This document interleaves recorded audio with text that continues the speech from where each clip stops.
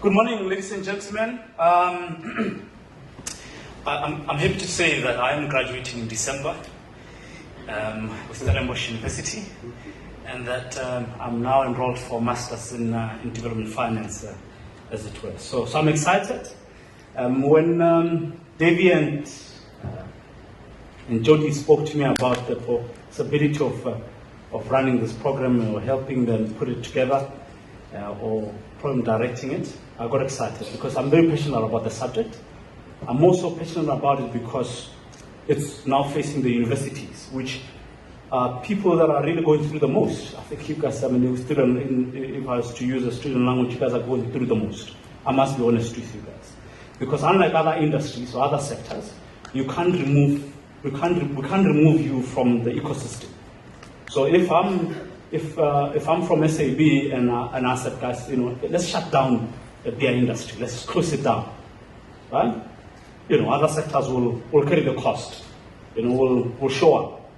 But if we closed all the universities, good Lord, what's going to happen?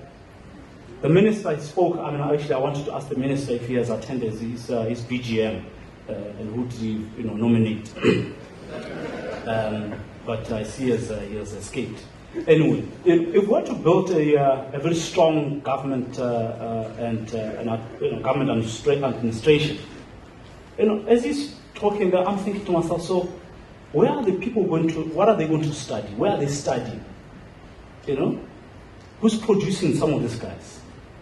It's the universities. Oh, there's the minister. So I saw him walking outside. I'll ask him later. Does he still have ambitions of going back into government? So I'm excited with the coming program. Some of the things that we've put together, I am going to just share with you guys, following what the former minister has really spoken about. Where is the procurement of the procurement professional in all this chaos, especially at the university? How do they discharge? How do they manage those costs? How do they, on a day-to-day basis, manage the savings? Negotiate those contracts. The process that they have to go through in issuing out these RFPs. How do they define the scope? Right?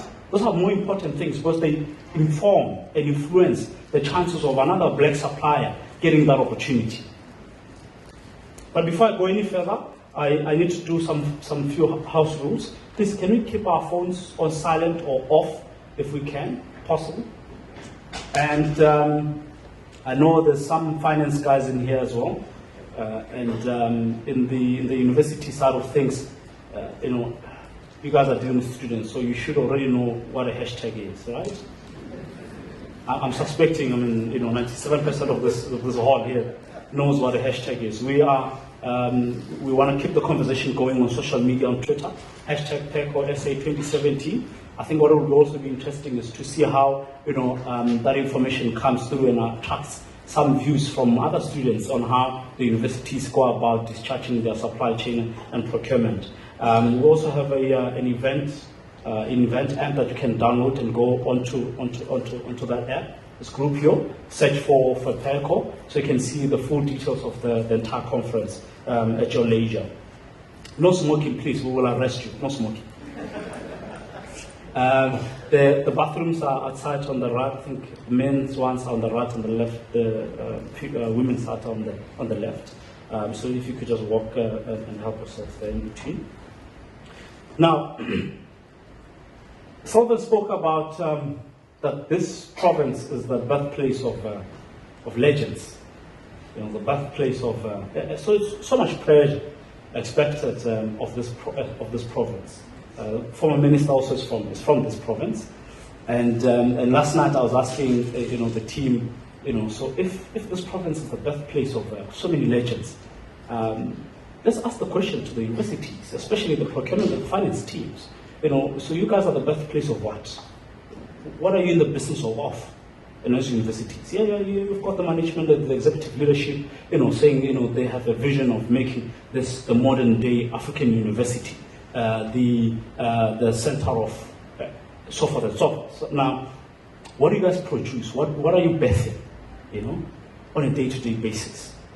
Right? So the key questions that I think we need to grapple with, and I'll show you how all that comes together where you guys are sitting with ESD and some of the things that other sectors or other companies have continued to do and contribute and drive, the corporate strategy of those entities. We know there are some sectors that are regulated, heavily regulated than your higher education sector. For example, in tobacco, there's no longer advertising, right? So there's a social license trade that those guys require, same as liquor, same as mining, right? Because if people were to strike today, we shut down, it affects our ability to do business, and therefore we're no longer making the returns that we require. So the same thing happens with the higher education. Tomorrow students are striking because they want that demanding insourcing and outsourcing.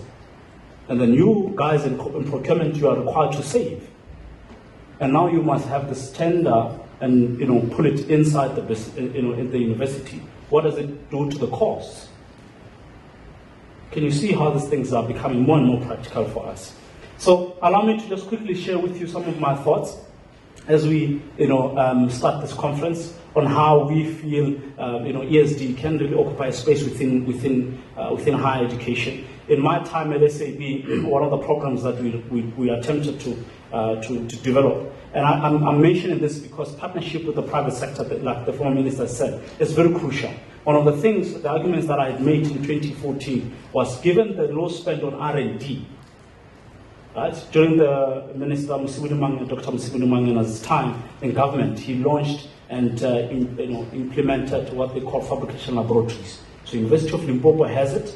I think Free State, some few universities have fabrication laboratories, and the user profile of those of that infrastructure is mainly high school students. And now those are meant to be centers of innovation to drive commercialization of concepts that come through science students, accounting students, whoever, any student that has a concept that they feel they can really build. And that speaks to the employability. Universities are required to create multiple pathways of universities. Gone are the days that all we are grappling with is to produce students that are going to go and work at Bidvest, go and work at other companies, because also there's a mismatch. We're not producing at the rate that we're supposed to rate. By the time these guys leave the university, their skills are no longer as required as they used to before 4 or 5 years back. So partnership with private sector becomes more important. So one of the problems we did was to say, listen, as private sector, we'll give funding, we'll finance the cost of innovation. We need you to make facilities available, but also explore opportunities within your supply chain. That once we finance these guys, if they, for example, are a group of students who are developing mobile apps or softwares, and they come up with a software to manage your library, and then you say you do not have capital to finance these guys to roll it out, to test it and whatnot, we say we will fund it for you, but you must give us the commitment that if they test this thing and it works, you will give them an off-take agreement. Now, there's a lot of thinking, innovative thinking that's required in even how we discharge, because the pushback we got from procurement is that it's against the policy. That's not how we do things. Right? That's a big problem. Do I have my slides back?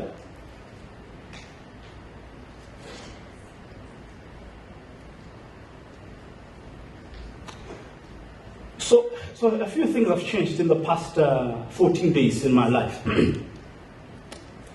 As I'm sitting here, I have made the hard choice of going back into corporate and left a team that we started this company with and have joined Barclays. I know they're going through a divorce with ABSA, but I joined purely because their biggest challenge is how to incorporate ESD in the entire banking system. It's a big headache. They are spending, over 60 billion. It's a lot of money. You guys are only spending what? Less than 1.5, 1.2 billion of collectively across those universities. Very little. It's a fraction of what the banks are having to deal with. And I joined them because I want to understand how can we make this thing such an integral part of strategic thinking. So for the board, or for the executive committee, or for the leadership of companies or institutions, when they think about the future, do they ever think about how to incorporate small businesses? To what extent do we involve small business? How do we build their capacity? How do we build diversification in our own supply chain? Because it gives us what? Opportunity to leverage a better price. It gives us opportunity to reduce the risks. We don't have to depend on one supplier forever, right? It improves our opportunity of introducing innovation in our supply chain, products and services that we never thought we would have, things that we never thought we would do in a different way. So it's really more integral than we've ever thought. Anyway, globally, this subject is not even a regulation matter. Companies globally have been doing supply development. I pulled 1997 material of New Jersey in USA. They were talking about enterprise development. We only started talking about 2008, I think it was during the time of Minister Mandisa Mpahla, I think is now the ambassador in Mozambique. So I'm attempting to illustrate to you guys that this subject is not a by the way.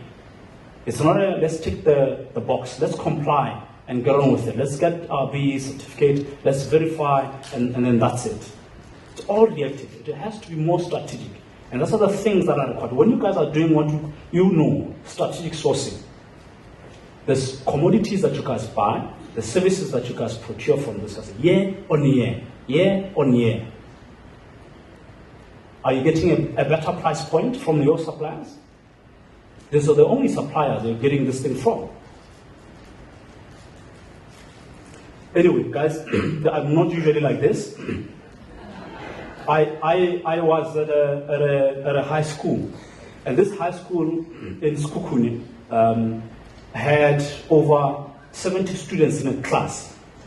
So when I walked in, there was no space in between the front chair, the front desks, and the chalkboard. So I asked, so where does the teacher, walk? How do they conduct their classes? They said, no, they stand by the door. I said, you stand by the door? So the guy who's on the right corner of this class, what are the chances that this person will improve their maths, their accounting, their geography, their agriculture, results, or for them to get a better education, either at the TVET or in university? Anyway, I then took it upon myself to jump on top of the desks, guys. I wasn't being rowdy. I'm not usually like this. I'm just saying. So, I'm happy that the former minister has mentioned some of these things. Most of these are some of the stuff that I wanted to highlight. That we're living in a country where it's, you could almost use the word chaos. There's a lot that's happening. There's a lot of things that are happening. So we want some form of clarity. It's going to take a very delicate balancing act for us to get out of all this mess into a future that we all aspire. When someone says there's a low economic growth for universities and for us in the university, in the high learning, high institutions of learning, in our corridors, we must ask ourselves this question. Then, how many of the parents that are sending their kids here are working decent jobs? How valid is the call that says the fees are expensive, education should be made free, we should decolonize, the lecture rooms, we should decolonize the curriculum? What does it mean for us? Because it all speaks to affordability. Everyone else is looking at their past and they're thinking, I can't afford it. Would love to do this, but I can't afford it. It's expensive. Right? The growing inequalities again forces us to think very creatively about the products and services that we procure so that we reduce the total cost of running this business that's called a university or a college. We've now seen that corruption is becoming more and more of a challenge. I think all of you guys would have read, been following the story of KPMG, McKinsey, and I don't know who else. So good luck to those that are interacting with the auditing students in the universities, in inspiring, giving them hope that they will one day come and verify our books. So colleagues, when you are sitting here as procurement professionals, you've got to think of your universe in this context. Because how else do you decide how much money is going into black women-owned businesses black-owned businesses, EMEs, QSCs, what BE level are they on? You know, we've made a presentation, an argument that, listen, to come and say and solicit a business from us because you are level 2, level 1, it's not enough. It's not enough. Procurement professionals and supply chain professionals or sourcing professionals must ask. There's a tier 1, tier 2, tier 3. So if I'm giving you 120 million of a contract as a supplier, that's tier 1. So I want to ask you, how are you then deploying that capital to tier 2 of your own suppliers? Because I want to see how that entire chain is transforming. You have that power. It's supply chain transformation. So your questions don't stop only at, I've given you 120 million of a contract, you are delivering our services, I'm happy, KPIs met, that's it, tick, bye. You have that responsibility. Because when the schools are closed because students are demanding free education or ending outsourcing, you are the one at the core phase. Your production of, I asked this question earlier to say, what are you in the business of? Generating knowledge, being the center of innovation, research and development, producing students with skills that are going to work in the economy, for the economy to grow, thrive, so that all of us here can be happy and be merry and enjoy the good, beaches of Eastern Cape. Are we questioning ourselves? When the students are demanding that there must be an end to outsourcing, how do we go about engaging the students in such a way that they understand that we're in the business of running an entity that must manage the costs and other things in between? Because we want to contribute to that ultimate goal that the country wishes to achieve. They want to, country wants to eliminate poverty, inequality and unemployment by 2030. Just like, that's a few years from now. And the machine moves very slowly. So, of course, it will be important for us as universities to partner. So I'm hoping, and everyone else is hoping, that by the time we are done here, at least we will have some few ideas, draft concepts of how as universities are going to contribute towards achieving this goal. In our quest to produce the best talent in the country, or the talent that the country requires for it to grow economically, how do we go about doing it? And I'll keep emphasizing this thing, because if we keep that in mind, that's our day-to-day business as universities. At the bank, I was told, and after a few days of arriving, said, OP, listen, we know you are from a beer-making company. You guys used to sell beer almost every day. You were obsessed with beer and nothing else. Here, we are selling money. Take money from this person, we sell it to that other person, we make money from that person that we gave, we bring it back. And so here we're taking care of money. So you must have your eyes completely open, wide open. Now, what is in the business of a university or a TVET? What are you guys obsessed with? What are you producing? The production of knowledge and innovation, we've seen there's a lot of opportunities. One of the cases we've made is to say, take institutions like Innovation Hub or CSIR and the integration between the production of information and knowledge out of universities into the centers so that we can commercialize them. Because when we commercialize these things, these are the technologies that are going to drive our economy. Those are the type of entrepreneurs that we want in this country. The one entrepreneur, we find one entrepreneur, if it costs us 120 million to really drive and scale their concept or product, then let us do so, because then we have a chance of creating 120 more jobs than having to find one person who's only going to give us 2 jobs, 3 jobs. It's going to take us forever. And we can only do that. Best countries, I was in Japan, and the integration between private sector and universities is so closely managed, so that ecosystem is created to ensure that everyone else thrives. I produce students, I hand them over to you, you teach them, if I'm at a TVET college, I'm teaching them on how to weld. I'm making sure that by the time they come to you as Suzuki, they can weld perfect. I'm giving you products that you guys require for you guys to remain competitive out in the world. And what will be the cost for me? how much will it take for me to give you the best student? Well, I need some software infrastructure in my laboratories. So please, if you are a BMW or you are a Mercedes-Benz, can you please assist us so that we supply you with what you require? Because it's a balancing act. It's really a balancing act. You guys don't have enough income streams. There's very few things that you as a university are selling that bring in money. And even when they bring money, it's not enough money. It's not enough money. So this comes from statistics. At 50%. Other universities do better compared to others. Others get more donations. The University of Stellenbosch gets more donations than most of the universities. But it's because their output is now thriving elsewhere. Either they're running businesses, they've got high-paying jobs, very technical qualifications, highly in demand across the globe, very competitive.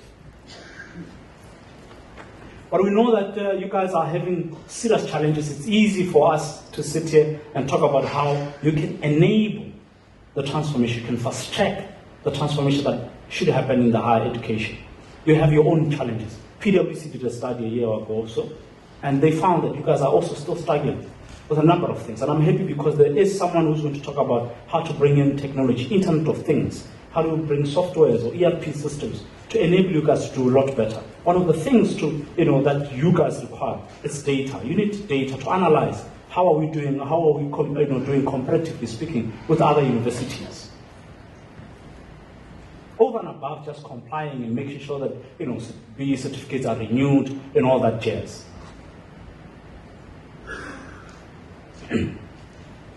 Across the board in South Africa, so the space of ESD is fairly new, and almost everyone now, since the amendment of the codes in 2013, everyone else is running around trying to make sure that they're doing this thing. It's probably the most important thing, but everyone else, once everything else is done, they're struggling with monitoring and evaluation.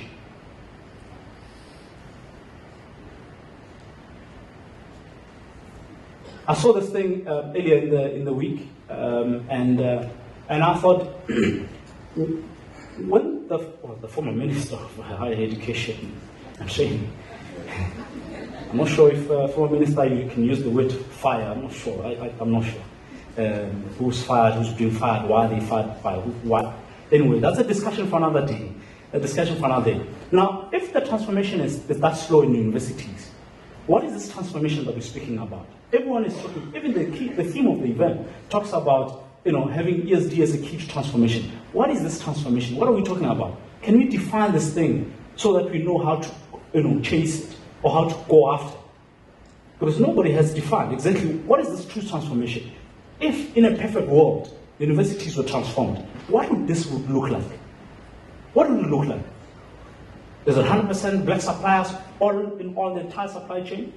Is it 50%? Is it 95%? Is it black lawyers, black professors? What is this thing? The concern is white, it's black people. What is this transformation? Now, for procurement professionals, I want to limit it only to the fact that you guys are influencing or directly responsible for the spend you put in with your supply chain within the university.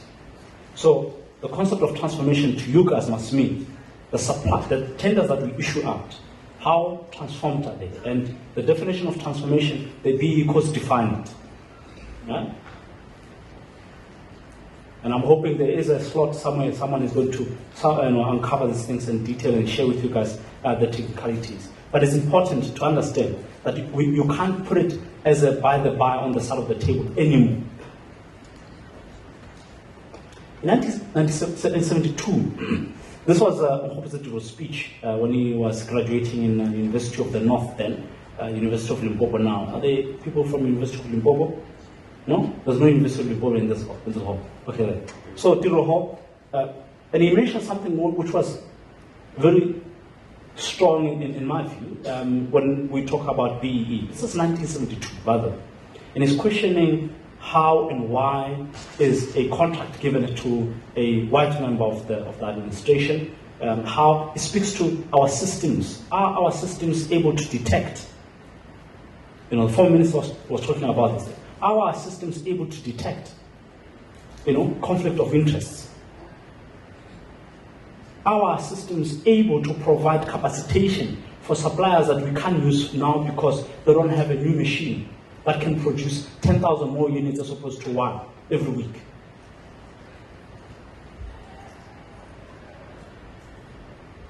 So the key pillars of ESD, I'll show later, speak to how we resolve this. Because the immediate pushback all the time, and also because there's a dichotomy between procurement professionals and business. So in many corporates, they will tell you there's business. The business tells us who they want to hire. The business comes and says, listen, I've used Nkomo and Incorporate for the past 3-4 years. Like, what do you mean I must now issue this tender and now come back and evaluate them and whatnot, all that? Why must I do that? So it's a constant fight. We're having that fight now.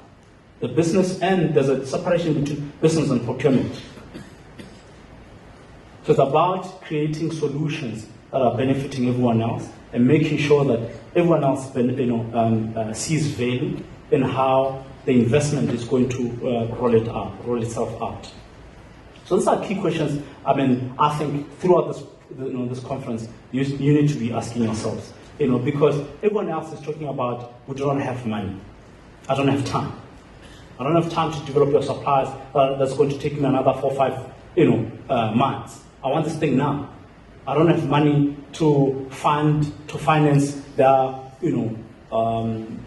procurement of a machinery that they require or a specialist that they require for them to come and render the services.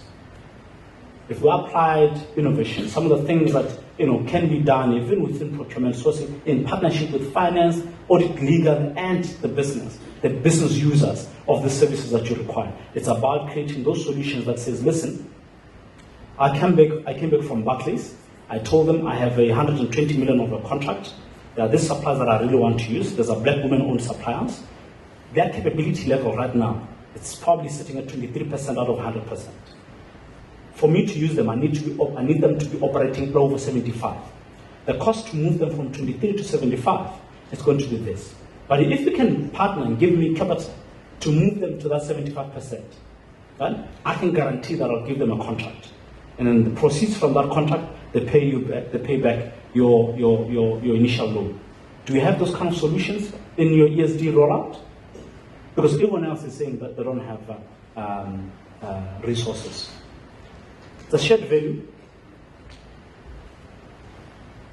Gone are the days where all you are really interested in is purely just your, getting your savings, getting your KPIs. Someone spoke about, collaboration. And I think collaboration is the new innovation. There is absolutely no need in this day and age for you to invest money and you don't have anyone else to co-fund, either by way of giving something that reduces your total cost of investment or something else. Universities have, government around them, they have, a private sector around them. So why is it that when you do these things, you're doing them alone?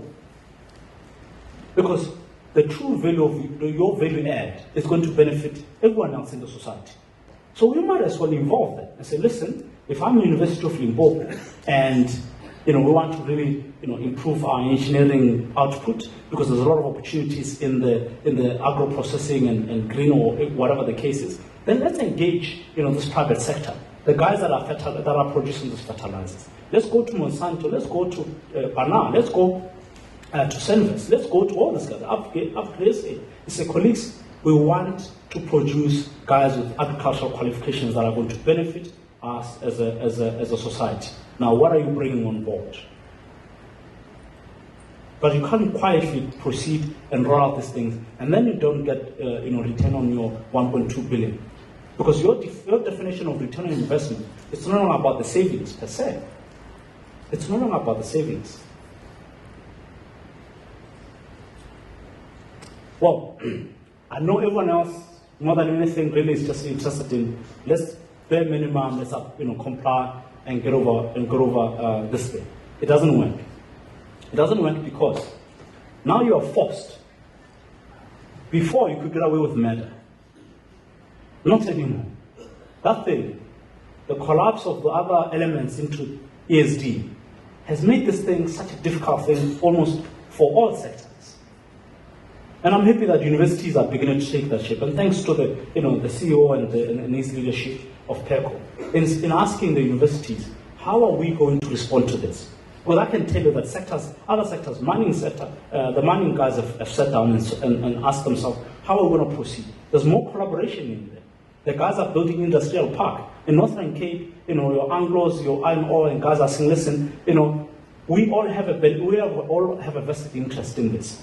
So as opposed to me developing my own suppliers, do you know what? I'm going to have some sort of an incubation center where the development of the suppliers are going to service all of us in the mining sector. Because anyway, we're all in one thing. So I'm hoping these are some of the solutions that you guys can start, draft and thinking about as you proceed. Because doing this as an industry, it's actually a lot more better. The more organized you are, you can get government on board. You can solicit, or you can raise capital from other private sectors. If you can articulate what the market and the demand you have for the services that you require. So it's a big element, this, probably the biggest. Before, it really just was a tick box exercise. Also, the recognition levels are interesting, because now you can't just ramp up your early payment terms and get your full points. There's a cap. So it forces you to think, how am I incorporating EMEs? How am I incorporating QSCs? How am I incorporating my BOs and BWOs in my entire supply chain? Well, and I don't want you guys to see ESD as an extra element. This thing plays a massive role, guys. I kid you not. It plays a massive role, because central to the universities or colleges' ability to achieve its ultimate goal, whatever its vision is, we need to spend money, right? What are we spending that money on? And what options do we have from the people that we're spending money on? Because we are competing, competing to attract donations, to produce best knowledge, new information, new innovation. So for you to attract and continue to be the model university, you're going to have to think very creatively around how you locate ESD and procurement in the entire strategic conversation. Because you also need to manage the risks. That's the biggest thing we found. But when you have all this, ambitions, create, return on investment for the shareholders and whatnot, and we're using only one supplier, and this one supplier, we're spending a lot of money on this one supplier because we don't have any other supplier anywhere else. So we need to go and create another supplier ourselves. We can create that supplier. You have that power, because you can go to a PIC, or not a PIC, or a DBSA, PIC, I want to say, PIC, and say, guys, I have this demand. But I do not have the cost of developing capacity to be able to take advantage of this demand. Are you guys willing to have a conversation? Is any one of you guys having that kind of a conversation? It's no longer about just ticking the boxes. It's not gonna, it doesn't run its course. It doesn't work anymore. It really doesn't. If you cannot connect how there would be an uprising in a university and your ability to have a transformed supply chain, if you can't connect the two, then you have a problem. Because it speaks to your social license to trade. And what are you trading in as a university? There are examples. University of Western Cape, I know. Is there a University of Western Cape here? No? Yeah? There. You guys did a lovely SD project there, where it's largely very training, I think, yeah? So largely very training. But there, you guys also have a center of entrepreneurship and innovation. So those are some of the investments that universities are required to do.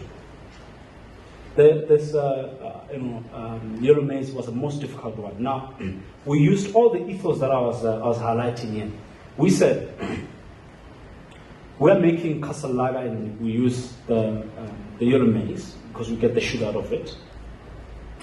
We then said, well, how much money can we give? We want 10% of the total procurement of this yellow maize to go to black women farmers, emerging farmers.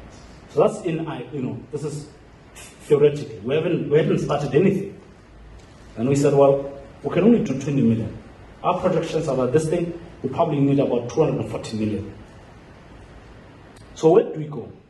So we went into ABSA, said, listen guys, we have this demand. We can guarantee that we're going to buy everything this guy's produced. Everything. Everything, we'll buy everything. Not one, not half, everything. All of it. And then we went to government. So government, listen, you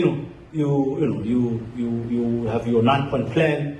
You want emerging farmers, small businesses, and everything else. Here's a plan that we have. So what can you bring on board? And government said, okay, we'll bring training and capacitation at no cost. Then we pushed down the cost of the entire program. And it's now in its second year. This was the first harvest in Bronkhorstspruit, in City of Tshwane. And that first year harvest, it contributed 9.6% of the total maize procurement of SAB. So it requires you to have so much strength, because for us to arrive here, the head of procurement wasn't having none of it. So no, I'm not having none of this thing. You guys are just throwing money into this thing. No, it's not going to happen. So we had to build in processes and systems to, reduce the risk. Make sure that the women understand the art of planting a yellow maize, not just any maize, but a yellow maize with only 2 cultivars. So that when we buy them, you guys at the end of the day can enjoy your beer. Anglo has invested a lot of money that they are now undergoing a review of their supply development investments. You guys know Anglo is Mel and so forth. But it's quite big because of how broad it is. But if you think of higher education as a single entity, so you remove the names, we just have a higher education for universities and colleges, right? You remove the names, you remove UJ, all the other names, and ask yourselves, how connected are we building this ecosystem that ensures small businesses and entrepreneurs thrive in this sector? How are we doing that? Does one university or one, does Cape Town, do the Cape Town guys know what the Joburg guys or the Durban guys or the Free State guys or the Limpopo guys are doing? Do they know? So they provide a lot of support, mentorship, incubation, capital acquisition, loans. So there's a lot, and they use that to leverage additional funding from other sectors. So you're not alone. It's just a high level of what we did for one pharmaceutical company.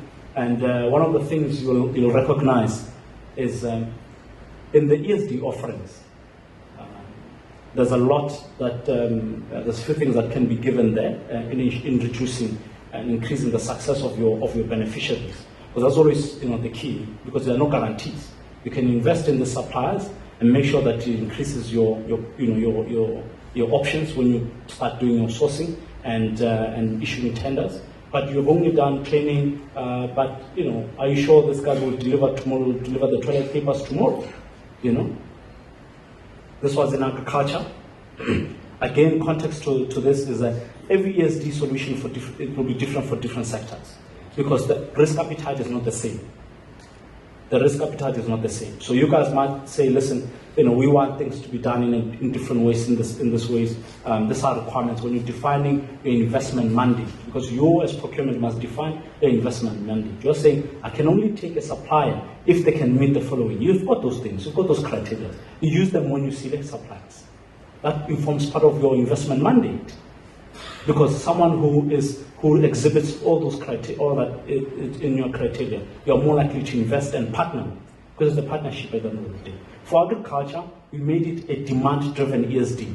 Therefore, we cannot set up and launch any ESD engagement if we do not have an off-take agreement or contracts for this farming.